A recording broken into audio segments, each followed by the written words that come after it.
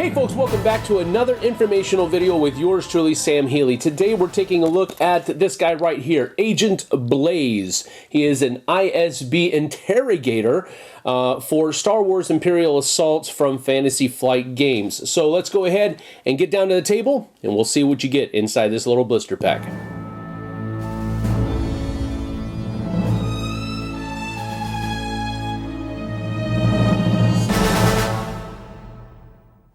And now here we have everything that comes in the Agent Blaise Villain Pack for Star Wars Imperial Assault. You're going to be getting these 4 command cards for use during skirmish battles. You'll also be getting the Hidden Condition card, which is explaining what hidden means for some of the different effects that the cards will give you.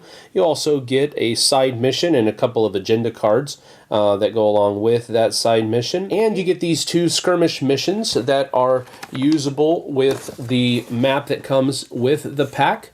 Always of note is the fact that this map does use tiles from the Bespin Gambit expansion, big box expansion, so you'll need to purchase that before you'll be able to use any of the stuff that comes in here. The same is true for the side mission map that also comes on the back side of it. Also uses the Bespin Gambit tiles, so again, you'll have to purchase that before you can use any of these scenarios that come in the blister pack. You also get a skirmish upgrade here called the Zillow technique. Here it says, exhaust this card while a friendly figure is defending to reduce the pierce value of the attack result by 2 to a minimum of 0. While a friendly figure is defending, you may discard 1 command card to apply +1 defense to the defense results, limit once per attack. So this is pretty cool that, you know, I love the picture here of Darth Vader with his saber. Not that I don't think that he would ever defend his own troops. Maybe he would. I don't know. He would definitely defend himself. But there you have it. That's a pretty cool skirmish upgrade. Then you also have these command cards to be used during skirmishes. Agent Blaise gets his own command card here. It says, use after you resolve interrogate. Return your discarded command card to your hand, then draw 1 card. So let's go ahead and go over to that.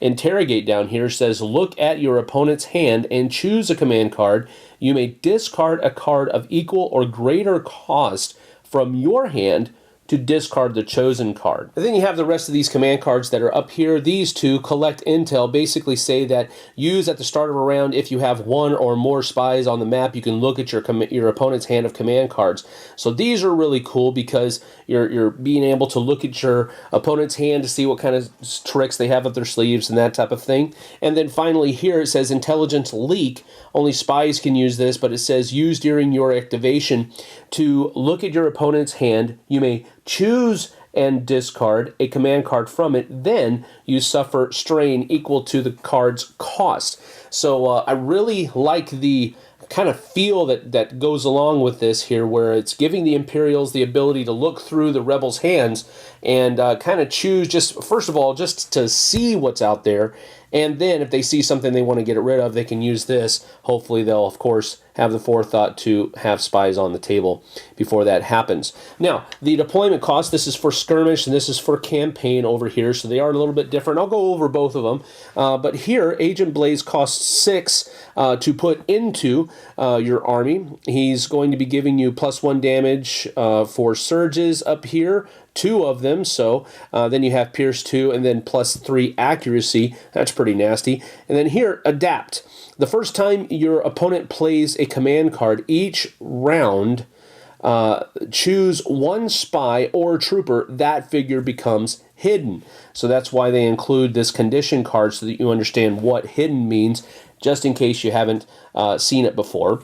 And then down here, it says interrogate for a surge. It says look at your opponent's hand and choose a command card. We've already gone over that for Agent Blaise's command card here. But a lot of looking through the decks, looking through, or rather the hands of your opponent's command cards and that type of thing, being able to pull some out, really cool. And then over here on the campaign version of Agent Blaise, the top abilities here are pretty much the same, but here during a campaign he can use an action to activate an agent, which basically means, it says, resolve an optional deployment. During this deployment, reduce the deployment cost of a spy or a trooper group by 1, and then menace here basically means you increase threat by 1 if you roll a surge. His bottom stats here are all the same. He has 8 health, 4 speed, defends with a black die, and attacks with a green and 2 yellows. So again, this guy is a pretty nasty individual, adds a lot of oomph, I guess you could say, to the Imperial side. Let's take a look at the mini. So as we're taking a look at the mini here, you can see he has a rather defiant pose, and he's got a really big weapon that basically looks like a tree trunk, but that repeating blaster is just really neat looking. I'm kind of torn between him wanting to have his helmet on, me wanting him to have his helmet on rather, and having it there under his arm. I don't know.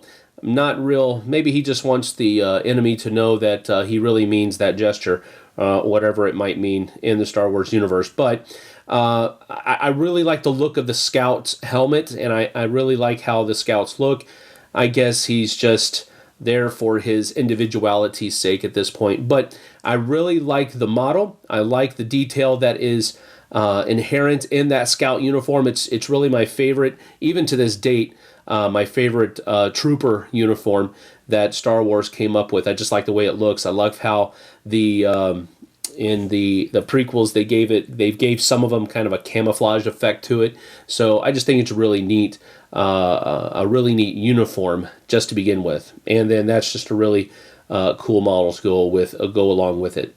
So there you have it. Let's get up top. So that's what you get inside the Agent Blaise Villain Pack for Star Wars Imperial Assault. Lots of cool things are in there. Ultimately, of course, you'll have to make the decision on whether or not you're going to add it to your collection, but at least now you know what comes in it. A good ability of being able to look through your command cards of your opponent and maybe take some of them out. Really strong punch as far as a strong character is concerned with Agent Blaise, and a really cool mini to add to your collection as well. So there you have what you get in the Villain Pack of Agent Blaise. We'll see you guys on the flip side.